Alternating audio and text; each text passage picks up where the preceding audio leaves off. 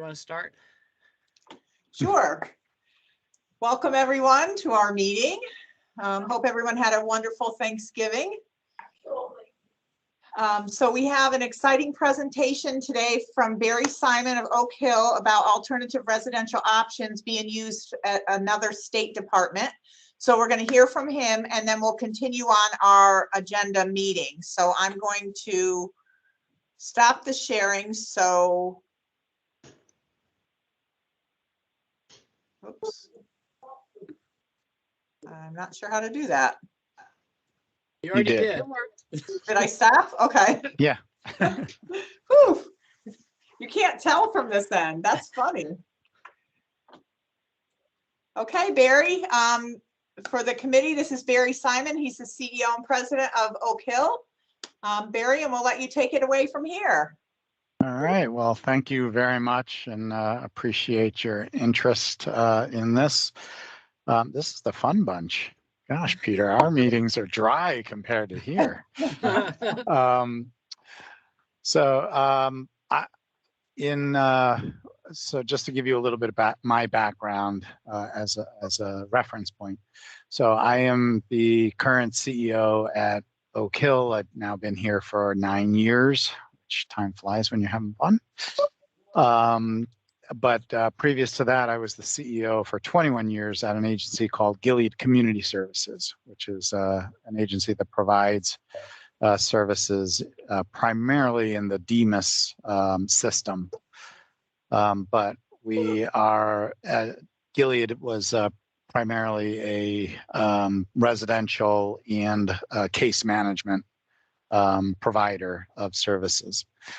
So with that background and my personal background being one that I've been in the field for 30 years, I like to point out that I did my internship at Norwich State Hospital, and I have been a part of deinstitutionalization pretty much my entire career. My background as a marriage and family therapist, and then getting my MPA in healthcare administration kind of gave me that lens to be thinking about how you deal with mission and making sure that if you have no money, then you have no mission, but also bridging the gap of person-centered, creating programming that really met the needs of people as they were coming out of institutions. And so my entire 21 years was about creating different kinds of programs that met the cohorts of clients at various times that were either coming out of Norwich State Hospital, Cedar Crest, Connecticut Valley Hospital, with all kinds of complicated, whether they were medical background, co-occurring issues, whether they were behavioral co-occurring issues, whether they were intellectual developmental co-occurring issues. It was always about creating programming that met the needs of the people that we served. So in my capacity over those years, I was a practicing clinician in a community clinic. I did emergency services in emergency rooms. I ran day programs, I ran group homes, and I ran something called an assertive community treatment team as part of the things that I directly oversaw before becoming getting into managing the agency as the CEO. So with that lens, I have been advocating for the fact that there are best practices in other areas that the state funds that has a lot of promise for offering alternative residential kinds of services that could meet and create a continuum of care options for people that are in the DDS world. So with that in particular, there are 3 levels of care that we provide that are funded by DEMIS that I think have a lot of promise. So the first one is something called Assertive Community Treatment, an ACT team by acronym if you want to take a look at it. Well, what it is it's a multidisciplinary team that approaches anywhere between, and the numbers vary, between 40 and 80 clients living in the community in a geographic serviceable area. And it is really helping people to be living in their own apartments, but they get staff who are coming in and out of their apartments generally up to 3 times a day. And the on-call after-hours service, you generally have somebody who's available if needed to be intervening in those after-hour calls. So the team operates 7 days a week, and it is headed typically by a lead of some sort, whether it is a social worker, marriage and family therapist, a nurse, but somebody who's got some clinical kind of expertise typically runs the team. And then the team is comprised of a nurse, a social worker, an OT, a PT, a substance abuse kind of person, somebody who has some background in vocational supports. What you're looking for is creating a multidisciplinary team that could look at the total caseload and help people on a day-to-day basis. And the team is going in there, again, typically once in the morning, helping to make sure that, and when I say team, it's usually one person who's kind of doing, the rounds. But they go in the morning, they'll help the person make sure that they're getting dressed, that they're, getting breakfast, whatever it might be. And then they will make sure that they're taking their medications. Then they'll, hop back in the afternoon if needed, and then at bedtime if needed. And so you can adjust the amount of staff contact based on how well that the individual is doing and what they've got scheduled for the day. The other thing is the case managers can go in and out and provide transportation as well to doctor's visits, to whatever kinds of employment, whatever's going on. But you're also teaching individuals to be using the public transit system if they're able to do that. And so that multidisciplinary team meets in the morning and meets in the afternoon to be basically figuring out, all right, who's doing what during the day. And they look at a board to decide which clients are doing well, which clients are in high need mode, what clients have doctor's appointments, what clients need to get whatever. Then that team kind of divvies up the work for the day, and then off into the community they go to be providing the different kinds of supports to the individuals that they're seeing. So from the standpoint of this would be, in theory, one of the lower but still intensive kinds of services where people are getting what they need.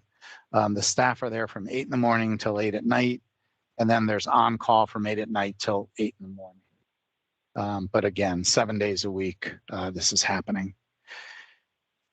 So the cost on this is generally, somewhere in the neighborhood of approximately anywhere from $20,000 to $30,000 per client per year, depending on the amount of participants that are on the team. And the more participants you have, obviously, the thinner the coverage gets. So a 40, team that's covering 40 person at the, the 30,000 per year, there's a lot more possibility for contact than there is for a team that's covering 80,000. There's approximately 14 staff that generally make up the team, going from the director, the nurse, the social worker, the PT, the OT, the case manager, general case managers that are doing the day-to-day routines. They work with the individuals to create the, their IPs, and they are also the conduit to be working with the community with a really integrated care approach. And the philosophy is that if a client is, or participant is doing really well, then you're encouraging them to go on to a traditional in-home support kind of program, on an as-needed basis. And if they're not doing well, then you're referring them up to a supported supervised apartment kind of thing, which is the next level of care that I can describe. So Peter or Pam, I don't know if you prefer me to describe all three and then we can ask questions, or whether you want to ask questions with each one. This is Peter. I would say ask questions after each one. And Okay. I'll start. So what would for that group that you're talking about, where would the individuals be living and working at that point that are part of that group? Yep. So the ACT team that I ran was in Middlesex County. And so you want to have it be a geographic area that you can have your team get to people in a reasonable amount of time. Because if they're spending all their time driving from, apartment to apartment, or, they're spending less time. And if they're, transporting for long distances. So I will say that the Middlesex County, I always say, is like the perfect community where you have an urban setting and you have a lot of rural, and it's all within a really small geographic area. So it gives people all kinds of living options of different kinds of settings that they're in, if they want to, and there's somebody who enjoys being in an urban setting, and on a bus route, that's easy to find apartment living like that. Or if it's somebody who wants to be out, on a farm, and has the ability to either get natural supports for transportation, kind of thing, then that's also a possibility. But within 15, 20 minutes, you're in the center of Middletown. So this is Peter again. So they live independently? Yes. Okay. Yep. They have their own lease in their own apartments, living in whatever setting of choice is available and affordable to them. We had people on the ACT team whose parents had bought them condos, and we had parents on the ACT team who were rooming with somebody else because they were on SSI, and they got their minimum payments for their rentals. The goal was always to try to get the case manager always would get somebody onto a Section 8 wait list as soon as possible, because that really opened up their ability to be able to afford and have quality housing. So this is Peter Mason. Tammy, you had a question?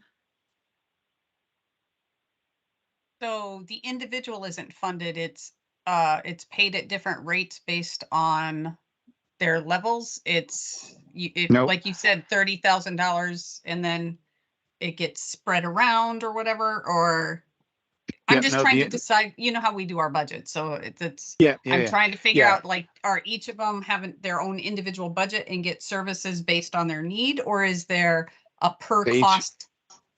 They each get services based on their need. The payer, which is the state, gets, pays for the service. So it's really separating out. We get paid for services we provide. And in this case, the ACT team itself is a service. So there could be weeks where somebody's getting, 6 hours of care because they're doing really well.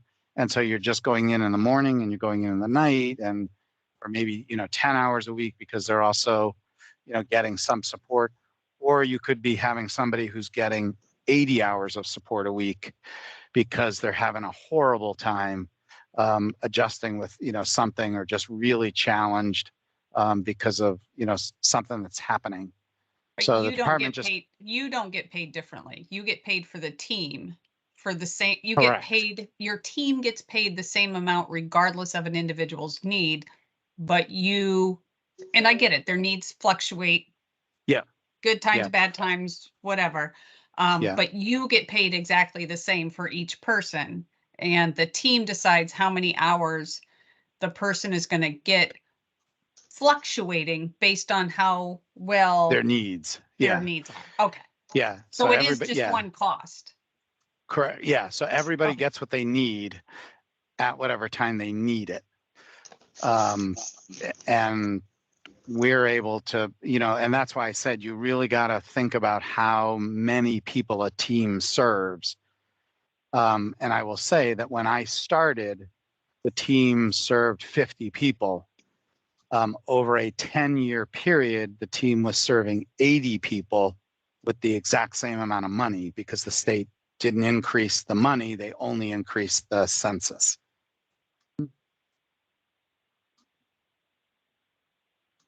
This is Peter Mason. So Barry,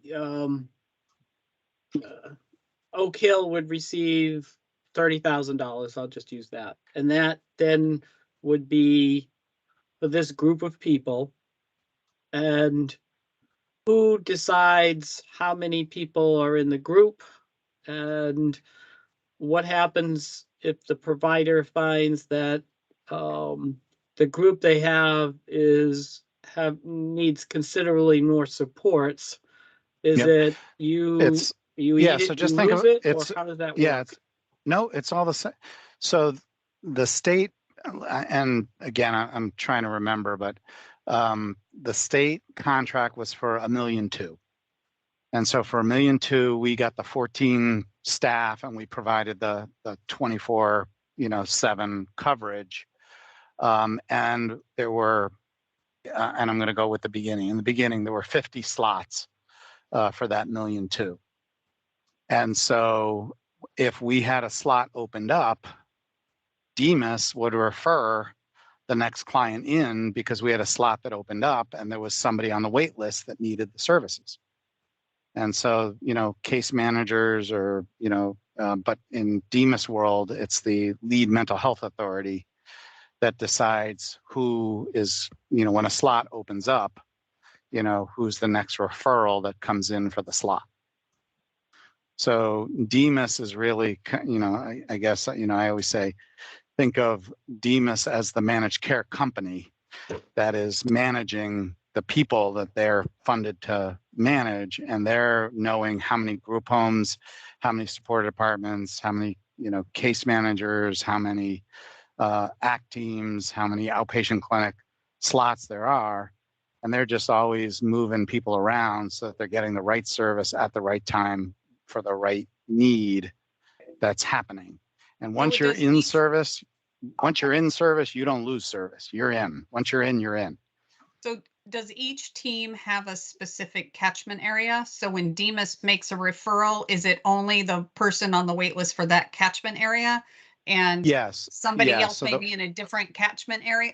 Again, I'm just, like you said, traveling is a big, is mileage and time in between trips. Yep. Yeah. So in Middlesex County, it was typically people who lived in Middlesex County who that local mental health authority would be overseeing the care for those individuals that were living in Middlesex County. And so if you lived in Bridgeport, there's an ACT team in Bridgeport. If you live in, Windsor Locks, there's an ACT team there. If you're in Hartford, there's an ACT team there. So I'm just going to ask, just thinking of our waiver, just because I was a waiver person as well. I don't like this ACT team. I want a different ACT team. Do I get a choice of which team? And then if I move from Middlesex County and I want to, and I don't know where Middlesex County is, so if I'm wrong, I apologize. And I want to move to Bridgeport. Do services automatically move with me, or do I get on a wait list in Bridgeport because I moved? I hope that makes sense. Yeah, no, it does. Yeah, and that happened. Yeah. So if people move, then the lead mental health authorities kind of work with each other to make sure that services are ready and aligned for when somebody's moving. Because once you're in the system, you're in the system. So the system works to make sure that you get whatever the services are that are available to you.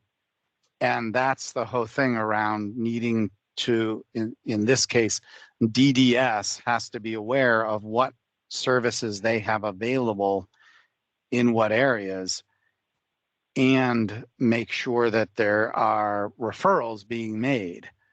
The challenge always in any system is, are there enough of this level of care to meet the needs of people moving? But in today's world, just think about if somebody's in a group home in Hartford and they want to move to Bridgeport, they can do that.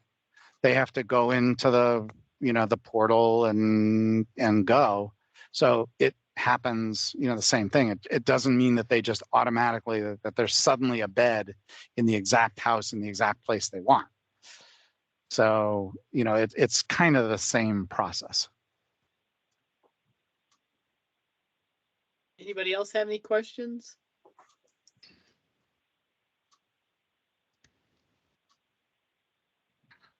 Okay, start on the number 2. Thanks, All right. Doug. So the next level of care is something called supported apartments. Supported apartments would be similar to the old, kind of spoken hub kind of model. I can tell you that they tend to work best in urban settings. And the way we ran them was typical, and again, I'm just trying to, paint you a picture, but think of an old 3-family house, pretty big house kind of setup, where you had multiple apartments in the house. And what we would do is we would go in and we would blow out one of those apartments and make them into a staff office. But there would also be a community living room, a community kitchen kind of area that would get set up. And so there were staff available, but you would create a team that might, or a program that would serve maybe 15 individuals. And so those 15 individuals, you'd have a couple of individuals who would live in the home where the staff office was, but you'd also have individuals who would be living in apartments that were within, the preference would always be within walking distance. Sometimes they were within short car rides, or if they were on a mass transit line kind of thing. But the model is premised around the staff are there and the staff are providing support, but individuals can also be independent. And what would happen is depending on the mix of the clients that you had in the program, some clients would really like to get along and they would, kind of make community meals and they'd be hanging out in the living room together, and then they'd go back into their own, their own, in essence, apartments. Those apartments would tend to have little kitchenettes, and they by no means were they, spacious apartments. They typically were, 1-bedrooms or efficiency kinds of apartments that they would have.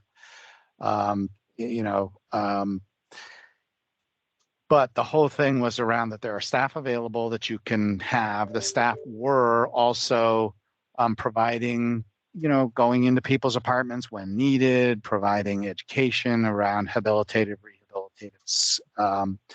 skill development. They could go out and support people, for employment. They could support people, to doctor's visits and stuff like that, monitor complicated medical kinds of things. But it was, think about kind of that ACT team model, but really, really small, kind of philosophy, where your staffing team were there 24/7, but they really weren't, it wasn't like a group home kind of model where the staff are always there doing everything with the clients and everything is, kind of a somewhat congregate-like approach when it, comes to a lot of the activities and stuff like that. But again, the whole model is individualized planning. It's rehabilitative skill. Everybody can go and kind of do their own thing, but they can get the kinds of supports that they need when they need it, type of approach.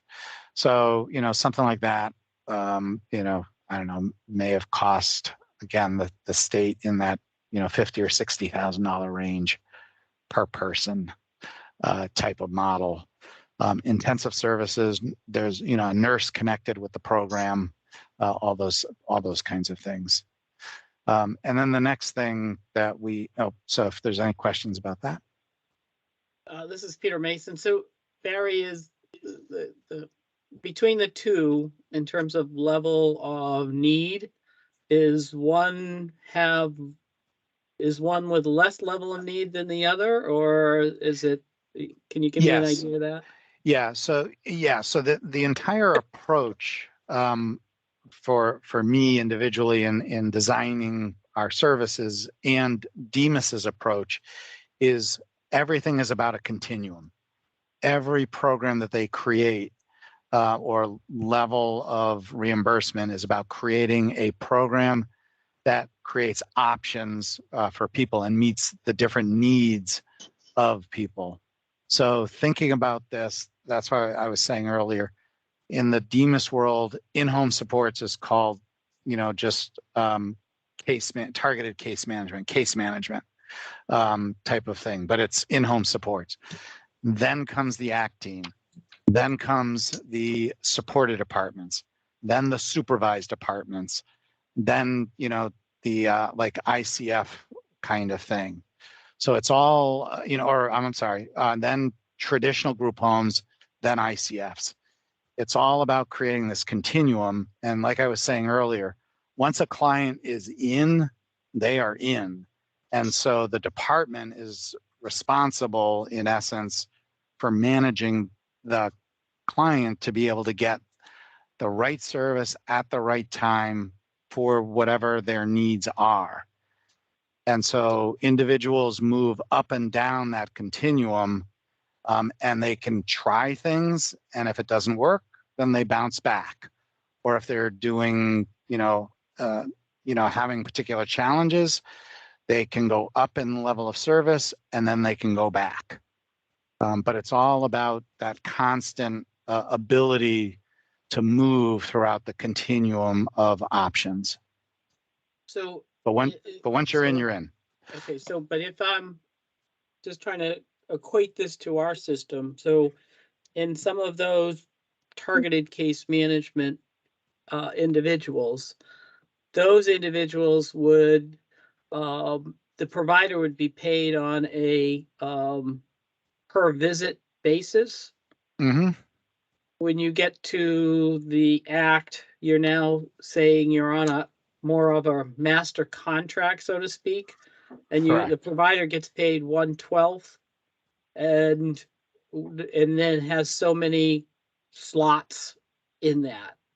And yes. Is that the same way with supported housing? Yep. And the same way with the supportive housing as well? Yeah. So each one has, in essence, a different rate that's associated with it. And with that rate comes a responsibility to provide a certain amount of service. So in just using a group home, for instance, even a group home you are reimbursed on the services that you provide, not having somebody show up with a pot of money. And, you can have different pots of money for the same service. So the challenge, and just, I think everybody knows this. If you have somebody in a group home where you're being reimbursed, $125,000, but then the next person coming up for that bed is at $80,000 because of their lawn, it doesn't change your staffing pattern. It doesn't change, what you have to do. So whereas in the Demas world, you are required to provide a certain amount of habilitative or rehabilitative services. And with that, if you meet that amount of service, then you get reimbursed for the services that you provide. But it's one service, one rate for whatever you're doing. So before I get on to you, Tammy, this is Peter Mason again. So am I accurate in saying that first group, that targeted case management, is part of the waiver, and those other Yes. places are not. You may want to check with Demas, but I believe that the residential programming is part of the waiver because we have to submit targeted case management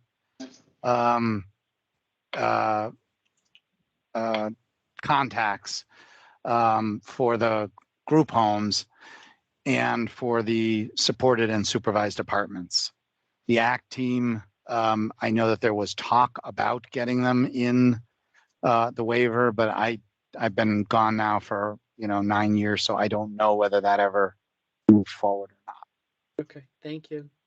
Peter, this is Peter Mason. Tammy?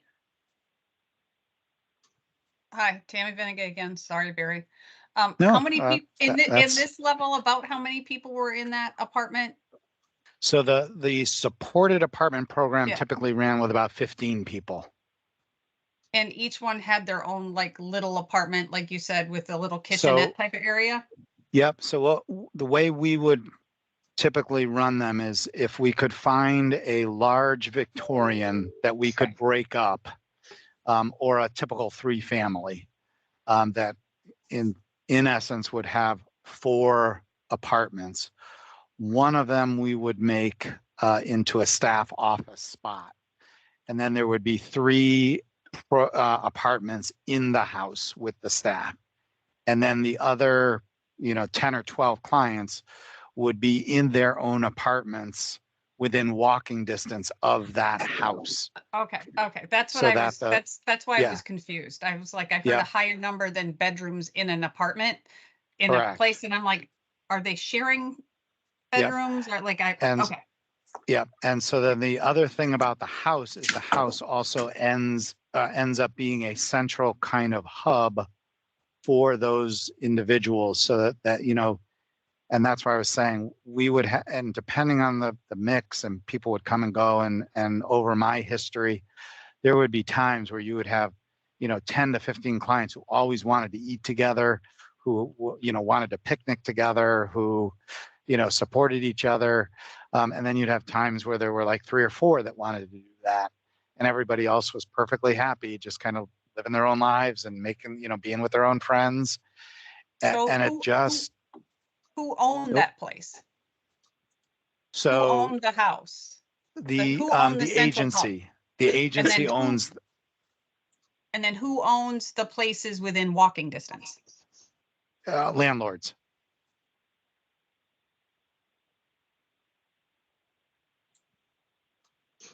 Thank you. This is Peter Mason. Anybody else? Any questions?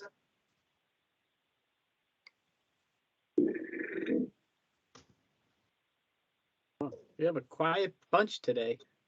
Carly, are you trying to say something or? No, she's just typing. Okay, thanks. Okay, go on to number 3 there, Barry. All right, and then the last one is a supervised apartment, which is again similar. Just think of it as the next step up in level before you would get to a group home kind of thing. This was always set up with in a large Victorian, but it would allow us to set up 5, 6 separate apartments that were there. The staff again would be on site, but it was really supporting people in their own apartments. Every apartment had a little kitchenette, and there were a couple of programs that we ran. One was just totally enclosed or totally in that one home. Another one we ran actually was predominantly in one home, but there was a small house right next to that house that people would live in as well. But again, staff there 24/7, and think of it as a group home light where you're promoting people to be independent. You're promoting people to be, having their own kitchenettes, having their, own, kind of stuff. A lot of habilitative skill building, in their own apartments.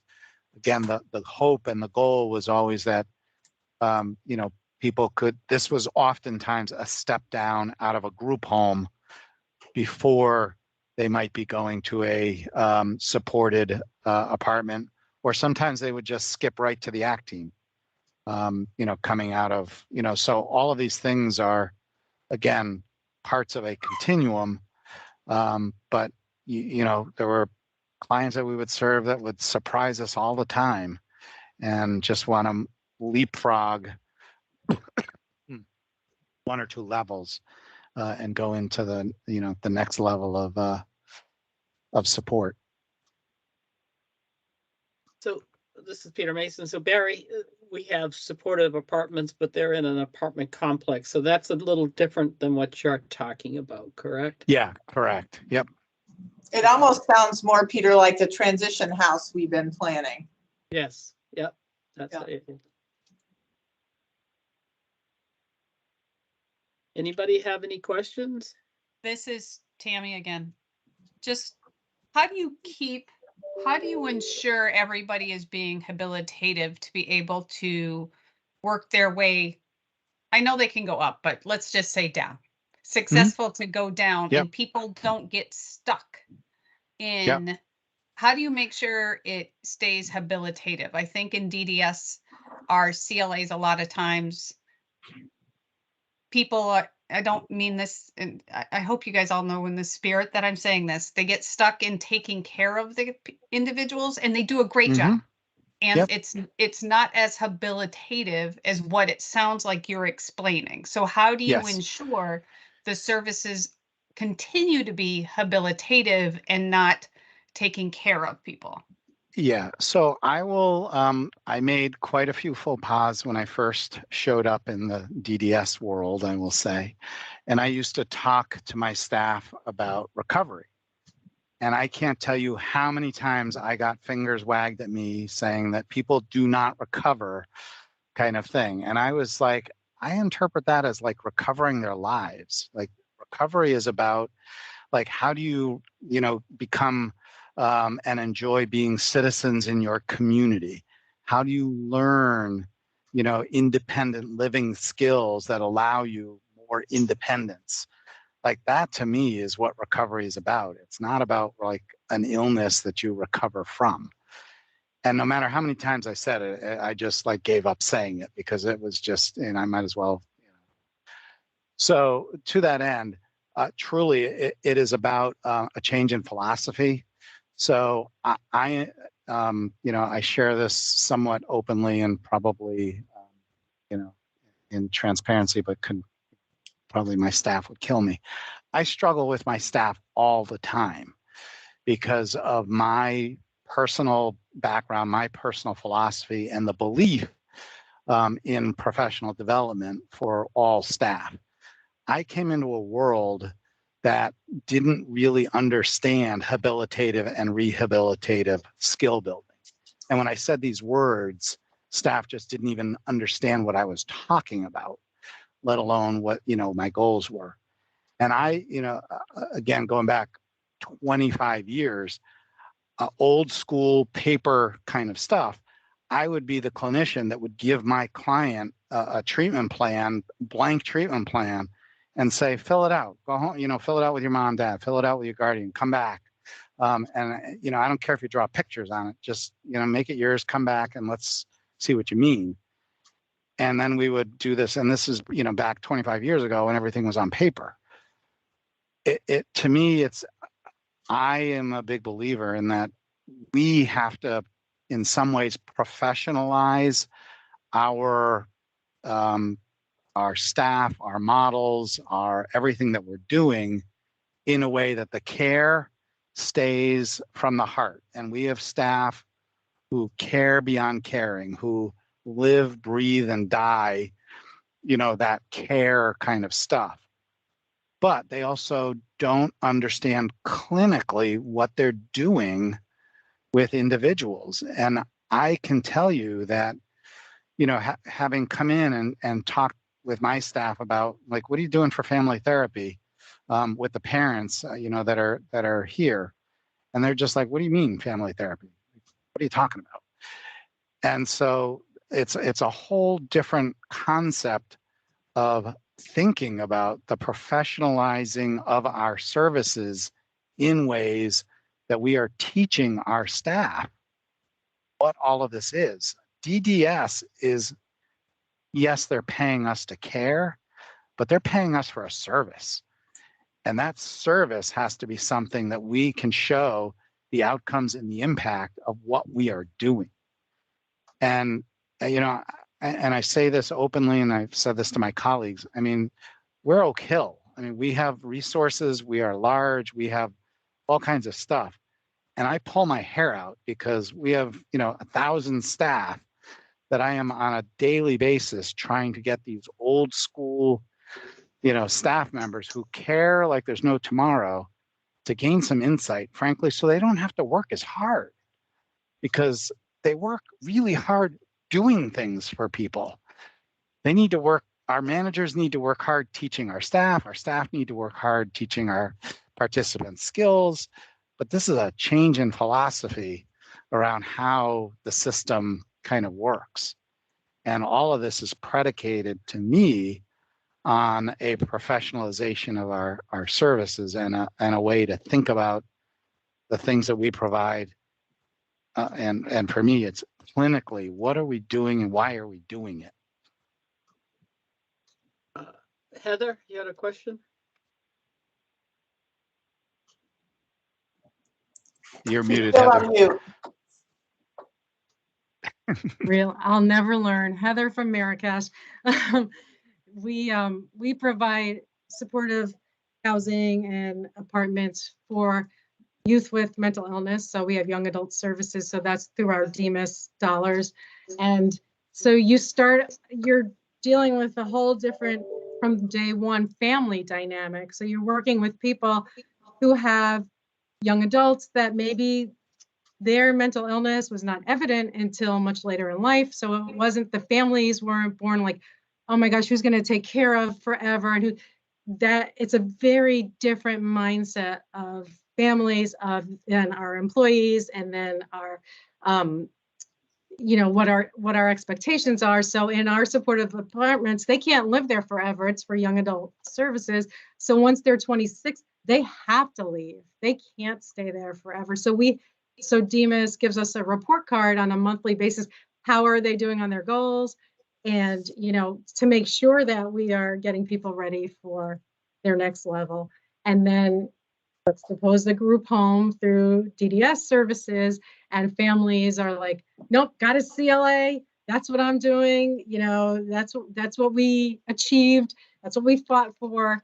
And and they don't want to hear, some of them don't want to hear the next level and opportunities. So this is a great discussion about those mindsets and how do you, I love the way Barry put, you know, working with the people that support people and getting the mindset of what's next, and, you know, not really having that as much in the DD system. So we talked about that last time we met, or last time I was at a meeting, that, you know, when you start someone off in a 24-hour CLA, and as you probably know, I call it the birthday cake syndrome. You don't ever have to buy your kid a birthday cake again because everything's covered forever. That's what I call it. And then it's scary to the next level where you have to give that up. And now your child needs food stamps to survive and stuff. So it's really a huge mindset to change. And so talking about this is great, and then putting stuff into action about getting people there, and really having Barry here and talking about how DMIS, you know, has these different programs and what their goals are. Maybe we can look at their report cards in habilitative treatment and mirror some of that as well. So thank you. Great. Anybody else have any questions for Barry? You must have done such a great job, Barry, that everybody knows everything at this point.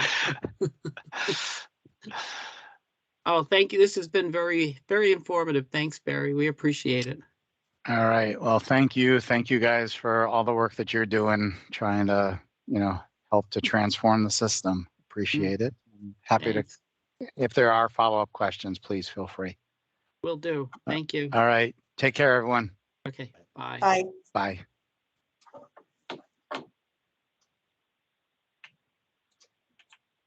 Okay, that was great. I wonder if we can't get a copy of those report cards so we can see what that measure is. Like, what are they measuring to move people along so they're not getting stuck? That would interest me, because I would assume that people get stuck at all levels. And you're saying, Heather, they can't get stuck there because there's an age cutoff, and we don't have that age cutoff in our services.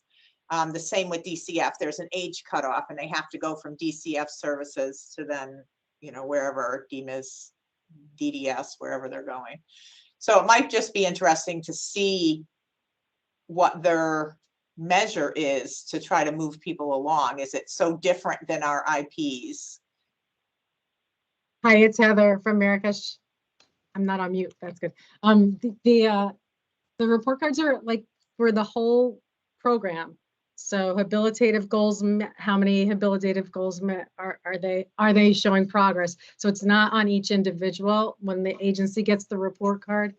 So we share a system, a data system. Like if we all were on TheraP or all on a different system, they have a DDAP system that we put data into, and they calculate it. And then as a program, so as this particular supported department, you know, how many people are employed, how many people are met habilitative goals, how many people are, you know, being served. So they make sure there's enough people as well. It's really totally different than what we do in DDS world. This is Anybody Tammy else from have any? DDS. go ahead, It would be nice to know more about their waivered, what's waivered and what isn't waivered, and get an idea how to incorporate some of that into what we do, since for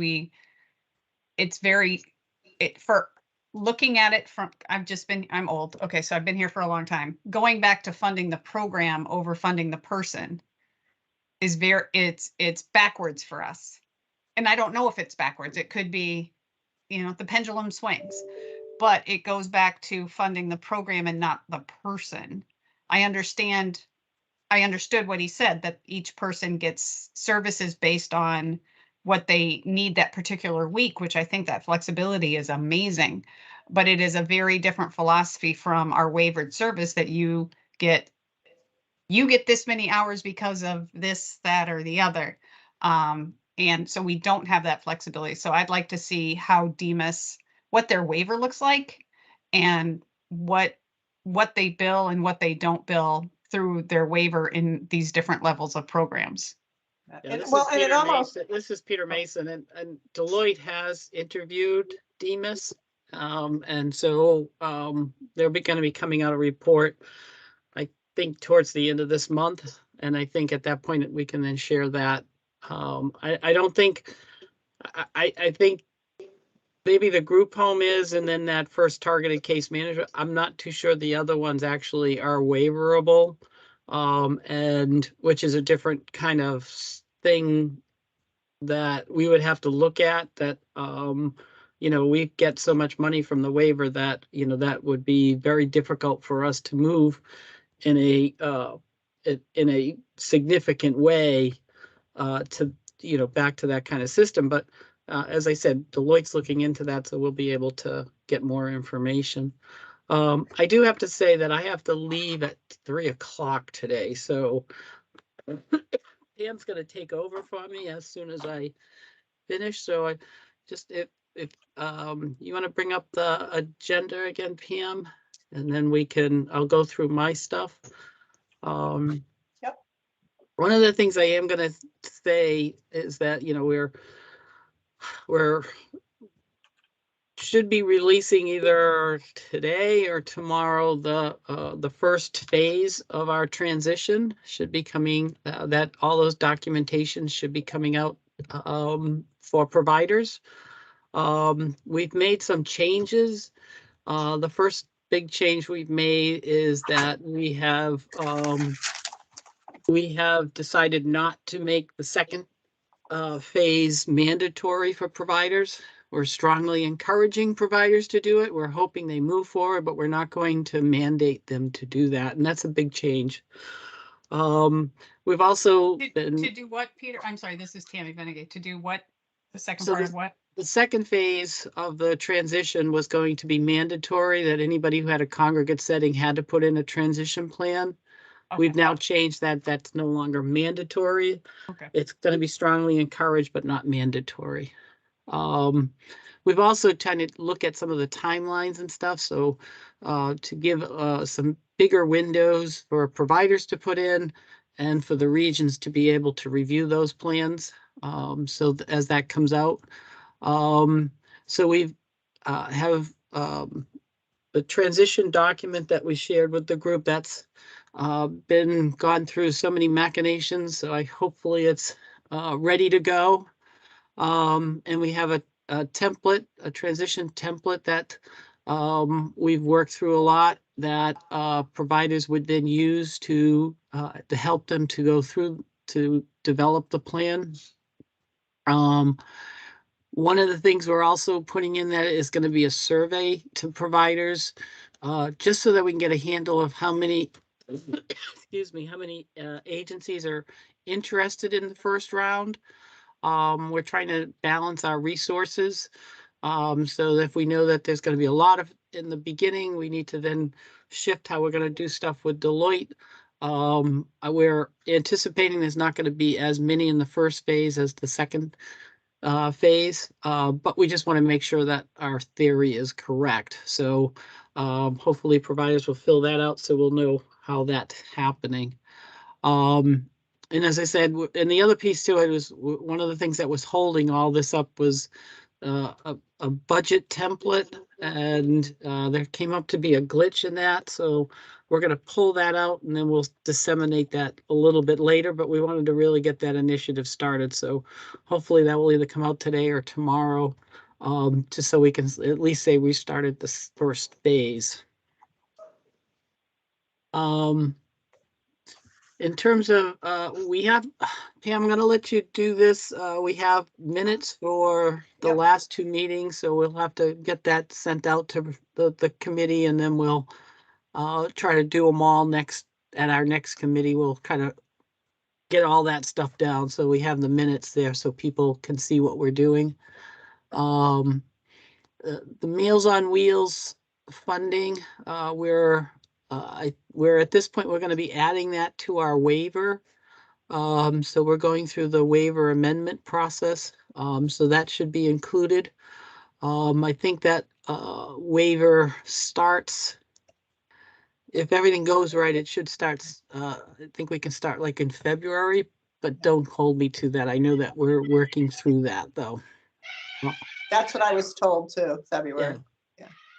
And we're talking about the startup piece for Do you people want who me want to to. pull up the minutes, Peter? Because I think the information's all on the minutes. Oh, it's already there. Okay. Yeah, Yeah, sure. let me pull up the minutes.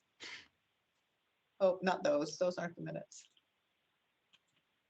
These are the minutes. So here's your Meals on Wheels, and then it just goes down to startup here on number 5. Yeah. Let me make it bigger. Yeah, we've gone through all these, so I don't want to go through these again. I guess one of the things that we are doing, and as with everything with DDS, everything goes slowly. But one of the things that we're looking at, we're putting together, and I think our first meeting is going to be next week, is regarding the whole rent subsidy piece to it. We know that we have to look at making rent subsidy a little bit more user-friendly and something that will encourage and incentivize this. The startup piece to it that we talked wouldn't be part of the rent subsidy, but we're looking at amending our one-time policy that right now we allow for CRS one times. We're going to try to expand that and expand the dollars so that then it would be a regional one time that would help in terms of starting up an apartment. We're looking at security deposits, which is another big issue. So one of the things that, one of the hangups from that is to give a security deposit and then to get the security deposit back is what becomes the issue. And so one of the things we're looking at is whether with our rent subsidy, we could kind of almost do like a first and last month rent subsidy amount. So that when the person does leases end, they wouldn't receive a rent subsidy amount, but then they would be able to get their deposit back. And if they don't, then they could go to the region for a one-time because there was damage or whatever. So we're trying to look at how we can solve that issue. We're really going to be looking at the personal needs allowance. So for those individuals who don't know, if they're in a CLA or a group home, you're able to get exempt money that should go just to your personal needs.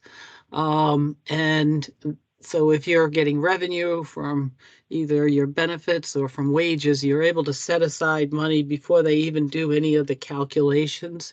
So we're trying to see if there's some way we can replicate that also for rent subsidy, which would then allow people to have money to be able to use for personal needs allowance and hopefully help them from spending all their money just on rent and food and not have anything else. So those are the things that we're working through, and because we're really trying to, how do we incentivize this? Right now the department's committed in trying to figure out some of these things because we know we have to solve these problems if we're going to be able to move forward with this. So those were the big things that we're working on. We're going to be taking this list and working through the different items as to those that we can do and those that we can't. We'll be taking both places, the family list and the provider list, and just trying to figure out, okay, what can we address? How do we address it? And how do we work through those issues? So, these are things that, unfortunately with DDS, takes a while to move through the system. But I think in the end, we will be able to come up with something that I think we all can live with, and hopefully will help the individual in terms of moving into their own apartment. And with that, I do need to go. But if anybody has any questions before I leave, otherwise I'll turn it over into the hands of Pam. Anybody have any questions? All right, great. Thank you, everybody. Go ahead, Pam, you're on. Okay, thank you, Peter. Yeah. Thank you. So one of the things we did was, I'm going to stop sharing for a second so I can pull the other piece up, is we took the list from the input that we did for the providers, and I'm working on the input that we had from the families. So let me just pull this up.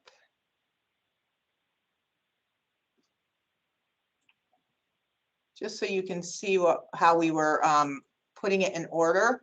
So what we did was we took the issue that the provider brought up, like lack of security deposit, and then put down what we're working on, that the security deposit will be addressed in the rent subsidy committee, like Peter was just saying. The lack of funding for furniture, DDS is looking at increasing that current amount from 1,500 to a larger amount. And then it just goes down. Do you want me to make it bigger? I can see you're squinting. Is that better? Okay. So, I went through the list and what we had talked about and what Peter had wrote in the meeting minutes that are coming out next time, because he put in a little more detail than what we had originally of things that he had found out when he brought it to the group. So, and he just went over a lot of this. The startup costs are looking at revising the one-time to allow for startup costs. And then there are other things in here about incentive for the families. We talked about this under the family list, but there wasn't a definitive answer. So I'm going to go back in when I do the family list, and even under here from below is highlighting things that didn't have a solution or wasn't being reviewed for a committee. So what I can do, if you guys want, is I can send this out to everyone, the 2 lists, and then you can give me your input so I can put them back on. And then Peter's going to create a most asked questions list or frequently asked questions, and these will be part of that with the answers that is coming up after a solution is created. So, you know, I think that even though, and Heather, I think you were on the provider meeting the other day, even though there's a lot of frustration that it's not moving fast enough, when you look at our list about the different things that are being brought in and actually solutions are starting to come out, that there is a lot being worked on. So I think that at the next provider meetings, we're going to start reviewing this, you know, go there and present, this is the stuff we worked on at the residential committee, and these are the outcomes that have happened from that, so that people can understand that we are moving forward. Because I think providers are a little hesitant for 2 things. One, that they feel there's not enough answers coming out fast enough for them. And there's also no rates, right? That's the big piece that everybody's talking about, is the rates haven't been adjusted. The new rates aren't out. So none of the providers know if they want to put in a transition plan, because they don't know what money is going to be available to do the project. So that's a big holdup with the providers. And when I talked with Peter earlier, he had stated that DDS said those rates are supposed to be out January 1st. So that's going to be a huge piece for the providers to start to move on this. Once they have the rates, then they can actually sit down and say, okay, here's the rates. Now they've changed all these other systems to address the other concerns we had. Can we now move in that direction or not move, right? So I don't know if anybody has any more input on those areas. But that's what I'll do. I'm just finishing up the family one. I was just working on it before this meeting. So when I get off, I'll send both of them. When you get the family list, just remember I haven't separated out solutions from comments. So in some areas, there's just a comment. It's not a solution, or it might be another question that came out of it that we now have to go back and look at that question. So just keep that in mind when you're going through it. And then please, you know, comment on it, add things, and then we'll add them to the list. And at the next meeting, we can really get into it in more detail to see what is left that we have to address and what we haven't addressed so far. So is there any thoughts or questions?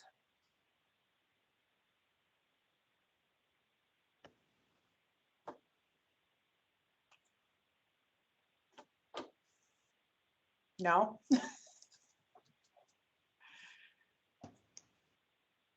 Okay. So I think that's really what we had for the whole meeting, was to go over those lists and then also to look at the transformation plan and where we are in that process. So if the transformation plan is coming out in the next day or 2, we'll have more information on that. And then when we have these lists, we can see what holes are left that we have to address. Is there anything that since the last meeting when we worked on the 2 lists that somebody came up with something else that wasn't on that list? I know that, oh, go ahead, Heather. This is Heather from America. So I'm sorry I missed the last meeting.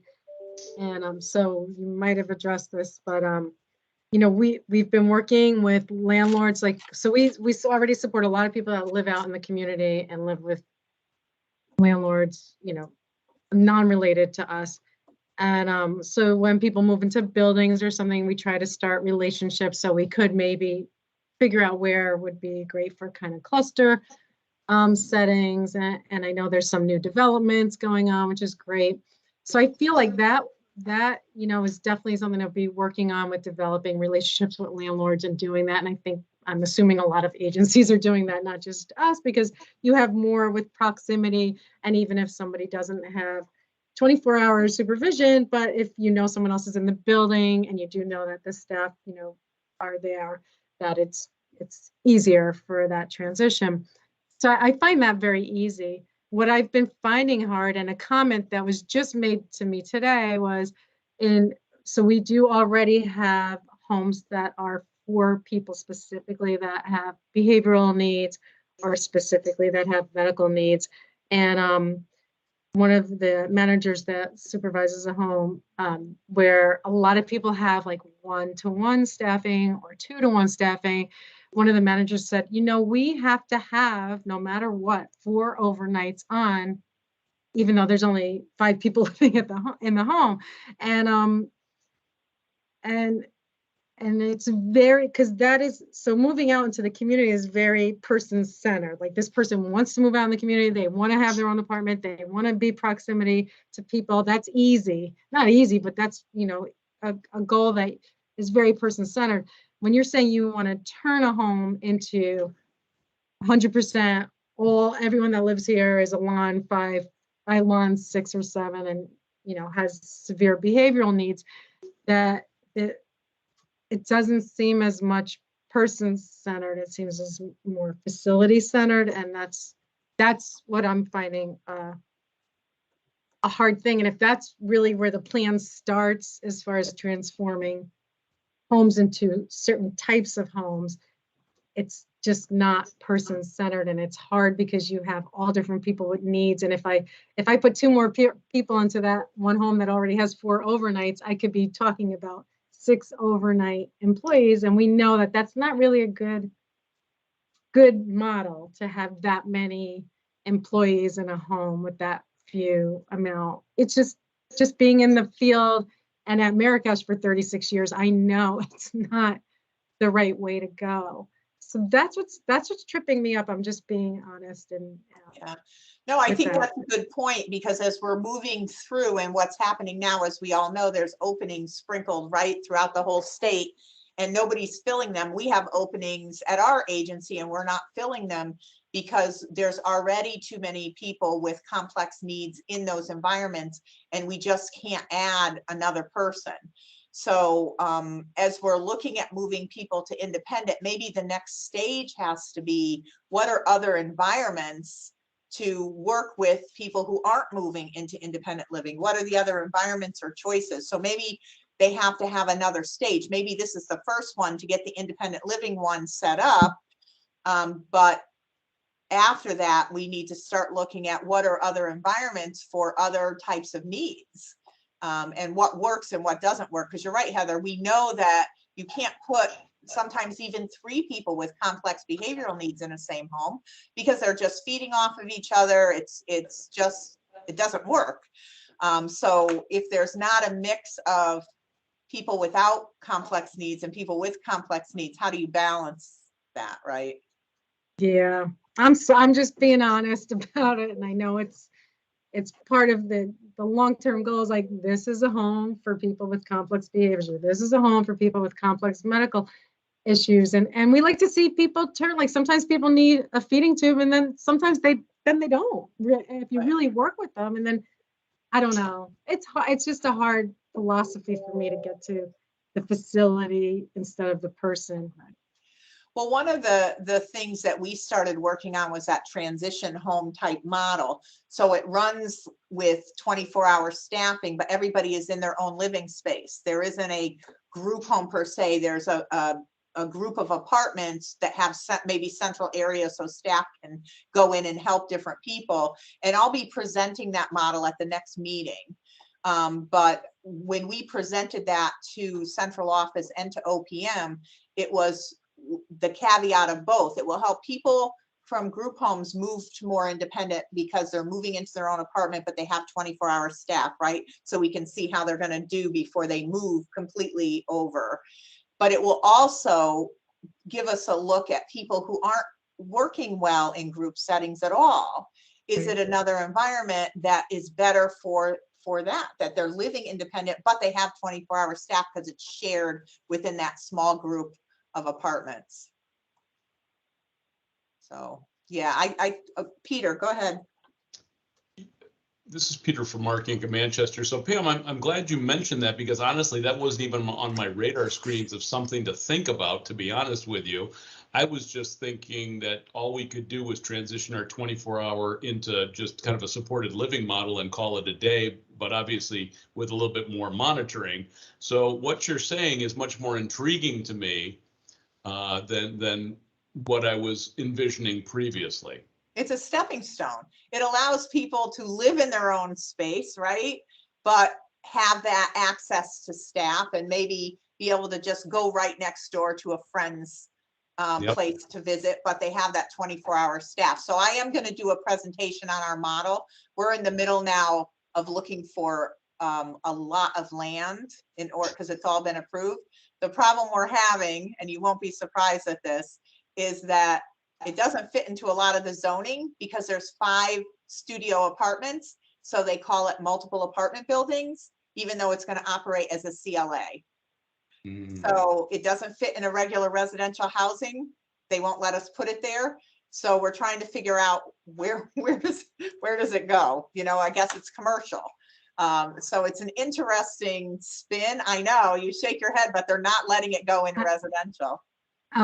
This is Heather from Marrakesh. We do have a CLA that's 3 different apartments in West Haven. So, and there's a parking lot in the middle. So we have 1 apartment with 1 person, 1 apartment with 2 people, and 1 apartment with 2 people. And so a million years ago, we got approval for that to be the CLA, because we know that's the next step to living independently. And the people in the family are so happy to take that step with staff on 24/7. And then, we even bought a 4th apartment in that complex, and we have someone else that is pretty independent, but just in case she needs us, we're right across the street.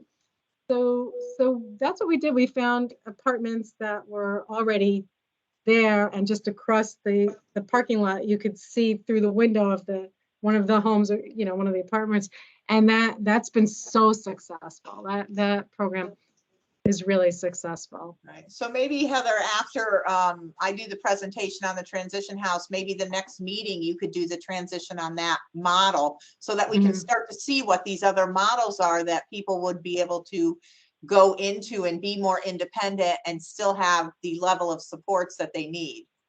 Right. And I'm sorry, I've got no touchstone to the DMS world, but it sounds like you guys are doing a great job with your group of folks too. Thank you. We're trying. Now, Heather, do your people move through those apartments, or do they typically stay there once they're in?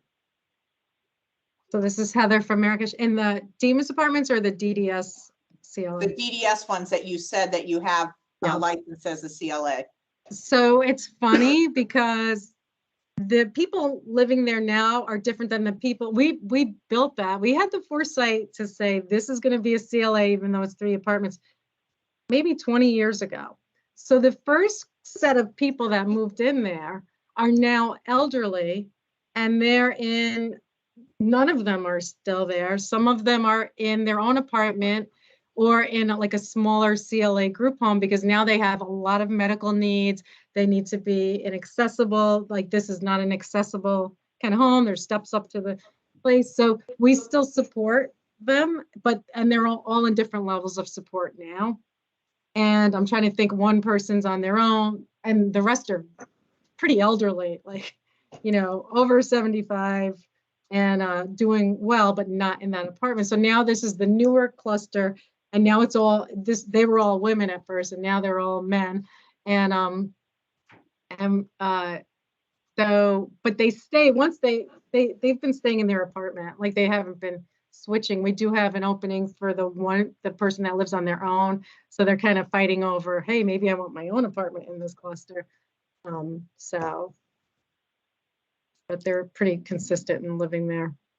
And I think that's easier than, we really stopped buying homes and land, and, like, I'd much rather support people in renting places, because sometimes the people that make the deal to buy the home and fund the home and help with that, they're different people now that are like, no, why are we paying for that? That's not part of their lawn. That's not part of this. So, you know, we decided that we're not landlords. We are with some places, but, you know, to expand this program, we're going to try to find similar settings where we could, you know, help the people we support rent 1, 2, 3 apartments in the same vicinity.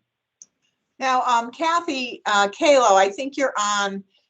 Is there other agencies that are doing some similar transitional type projects that we could have them also share their projects? Honestly, Pam, right now, I think it's more about temporary closing of certain places and consolidating that we've mostly been hearing about lately.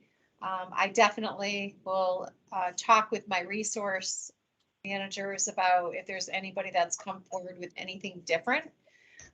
But at this point in time, you know, we're trying to push back on agencies that are really struggling with providing services to a difficult or a challenging person, as we all have in our agencies, to look at their infrastructure and take a look at how can you maybe look at higher needs individuals, maybe not being with other high need individuals, that type of thing. We're just trying to push back and look at partnering to be more creative in our infrastructure. So honestly, that's all I have. I don't really have anything that's glowing to me other than that. Okay, all right. So I think that I'll talk to Peter, Heather, and have you present that model. I know RMS has a similar model to that, I think in the towers in Wallingford. So, but I think it's the same type of model like what you have. It's an apartments with the CLA license. And maybe one of the things, and I'll be presenting it next week when next time we meet on the transition house, that we're also looking at turning one of our existing homes into 3 mini apartments instead of, you know, because it's structured where you could do that. We looked at this home and said it doesn't fit right now the needs, but if we turned it into 3 studio apartments, and there's apartment buildings all around it, so zoning should allow it, then that would be a permanent place for people who needed that 24-hour setting, where the transition house is more for people to move through a 2-year thing to move out into independence. And then if we found they needed it 24-hour, they would maybe move into one of those settings with the apartments that had 24-hour settings that they could stay there a longer period of time. So, so it will be great to watch, to see that continuum. So I'll definitely talk to Peter to get you on that list. And then next, like I said, the next meeting, I'll do the transition. The meeting after, you can do that apartment one. And in between there, after the presentations, we'll review those lists. So I'll send those lists out to everyone. Please, please, please give us input so that we can be, you know, even if you're saying this doesn't make sense, you don't have enough information, we need to shake this out a little more, just make that note in there so we can highlight it for the next time, saying we have to work on these areas. Pam, that's correct. The RMS, they are considered CLAs, Okay. but they do have a lot of cool apartment type settings where an individual's in their own apartment with staff being on grounds. It really is a nice setting that allows that type of independence, even though it is CLA. Okay, so maybe we could have them present their model too, so we can see what other things are out there. Yeah.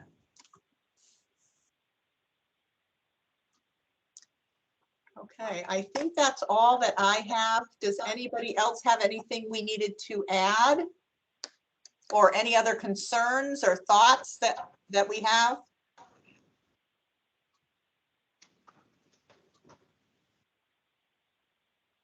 All right. Well, thank you, and we'll see you guys Pam, in this 2 is- weeks. Oh, go ahead, Tammy. It has nothing to do with this meeting, but I was asked a question before we started and I have the answer, so I wanted to give it to, I don't see Mary Pat here, but Heather, I know you were looking for the answer too. The answer is no, they are considered institutions and not paid for through the waiver. So if someone can share that with Mary Pat as well, Yeah. that would be lovely. Did I hear the question? Do I heard the ICF, answer. What was the do- question? do I- ICF, Go ahead, Okay. Heather. do ICF programs need to meet the requirements of the final rule? And the answer is no, because they're considered mini institutions and Yes. not waiver services. Thank you. That makes sense. Thank you, Tammy. Yes, thank you. Hey, I try. If someone asks me a Awesome. question, I do try to get the answer. And so there you go. Even though they are licensed by DDS as well Yes. as DPH. Yes. But Doesn't they're matter. considered institutions. They're not waiverable. There you go. All right. Thank you. Thanks.